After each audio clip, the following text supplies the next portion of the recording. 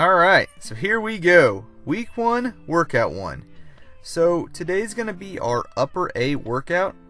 So what this is it's just going to be our upper body workout whenever we're using the heaviest weights. So what we're going to do is start off with some seated dumbbell overhead press. We're going to do 4 sets of 7 reps at an 8 RPE for all sets. If you haven't yet watched the RPE video, I'll go ahead and link that here. Go ahead and give that a watch, because this is how we're going to program loads and the weights that we use for every exercise for this entire 7-week block. So for this exercise, there's a couple different ways you can do it. You can either do it where you have a back, or you can do it like I'm doing here where there is no back. Recently I've switched to doing it this way just because I found it gives my scapulas, my shoulder blades, a more natural range of motion, and I've found that it allows me to keep more tension on my shoulders because I don't have that back support to rely on. And when you have that, sometimes you can kind of arch back a little bit and shift tension onto your chest and take it away from your shoulders. I will say that if you do decide to go with this version, just be sure to keep your abs tight, your core engaged, and your glutes squeezed. That way you don't allow your lower back to hyperextend and place a lot of negative strain on your spine. So after this exercise, we're going to move on to some lat pulldowns. For the lat pulldowns, we're going to do 4 sets of 8 reps at an 8 RPE for all sets. As far as the grip width goes, I'm doing, as you can see here, it's a pretty wide grip. I actually played around with it between the different sets. So let's say one set I went a little bit narrower than that, maybe about an inch or 2, and then one set I actually went about 1 and maybe an inch wider than that. And I was just doing that so I could kind of play around, because this is the beginning of the block, and I'm just trying to find out what grip width is going to be best for allowing me to get maximum contraction in my lats. It's going to allow me to go through a good full range of motion. So I just recommend that you do the same. You can start off about with the width that you saw in that last clip, and then kind of adjust from there to a grip width that allows you to really keep focus on your back, allows you to go through a full range of motion and things like that.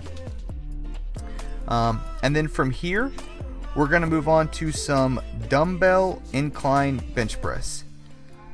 So for this exercise, as far as the angle of the bench, I set it at about 25 to 30 degrees. So play around with it somewhere between 25 and 35 degrees, somewhere in there.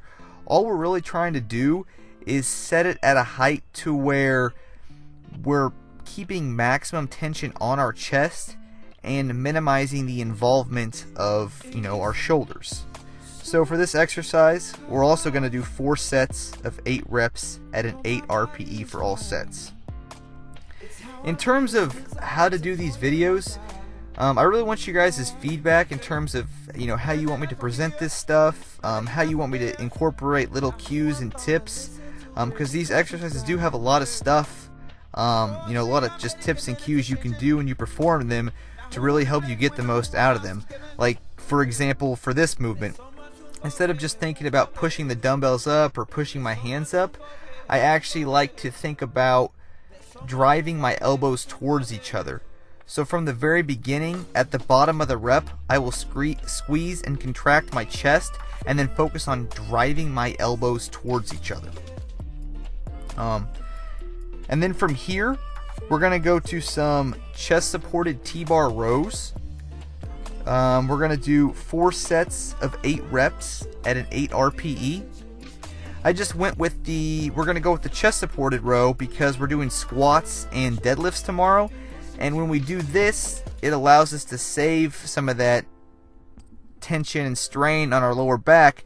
That way we come in fresh tomorrow and we're not feeling sore or fatigued from doing free bent over rows whenever we're putting more stress and tension on our backs. Then from here, we're just going to go to some standing dumbbell lateral raises. we're going to do 3 sets of 8 to 12 reps per set.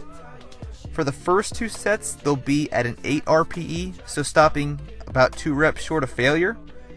And then for that third set, we're going to go to a 10 RPE. So here in a minute, it's going to flip over to the last clip, and this will be my third set. And what I did is I stuck with the same weight, but what tends to happen with some of these smaller isolation movements, it's hard to program stuff like this sometimes at a 10 RPE, because as you'll see, even with me, once I get going closer and closer to failure, you can see that I'd still be able to do more reps, but I'll start swinging a little bit more and generating momentum and incorporating other muscle groups. So what I'll actually do is I'll cap it. If I notice that my form's getting off like this and I'm swinging a lot, I'll just go ahead and cap the set at 15 reps and call it there. Because again, we're just shifting tension to places that, you know, we're taking it off of our lateral delts and it's starting to go onto our traps and other things. From here, we're going to move on to some dips. There are a couple of different ways you can do this exercise. Regardless of which way you do it, you're going to target your chest and your triceps. However, when we do it, we're really looking to target our triceps. So to do that, focus on keeping your chest up, your head and neck facing forward, and your hips facing forward. Keep your elbows tucked in by your sides, and then if you'll notice here, kind of let your elbows go back a little bit so you can shift tension onto your triceps. For here, we're going to do 4 sets of 10 reps. The first 3 sets at an 8 RPE and the last set at a 10 RPE.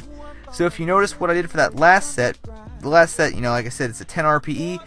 Again, just like the lateral raises, I capped it. That's what I'm showing you here. I capped it at 15 reps.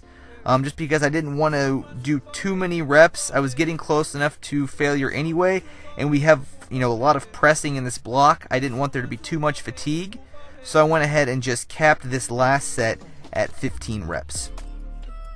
And then from here, to finish the workout off, we're going to go to some seated dumbbell supinating curls.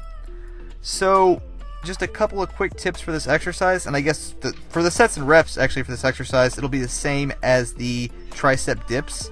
It'll be 4 sets of 10 reps each. The first 3 sets at an 8 RPE, and then the last set at a 10 RPE. Just a couple quick tips and cues for this exercise are, 1, just really try to minimize the movement of your elbow and your torso, so don't rock back and forth and don't bring your elbow forward and backwards. Really just try to focus on staying pretty stationary and having the only movement and motion that occurs is through your elbow by, you know, your biceps and your other elbow flexor muscles. And then as you do this exercise, don't just curl the weight over at the bottom and then raise it up, but do both simultaneously. So as you flex your elbow, as you bring the weight up, simultaneously rotate your forearms over. So that'll call that. This is the end of this workout. Like I said, I want your guys' feedback in terms of how you want me to present this information, how you want me to go about presenting the different cues and technique tips for all these things. You know, leave them in the comment section below, and I will readjust this stuff to a way that, you know, that you guys want to see. You know, if you want separate videos for each exercise, so I can just break down each exercise one at a time and really go fully in depth as far as, you know, cues and technique, I can do that as well. So yeah, just let me know. So I just got out of the gym. It took me about an hour and 15 to an hour and 20 minutes to complete that workout, somewhere in there. Again, it was the first workout of the whole block, so it wasn't supposed to be super intense. Really just focusing on technique and form, getting used to all the movements. If you guys have any questions, be sure to leave them in the comment section below. Have a good workout, and I'll see you guys tomorrow.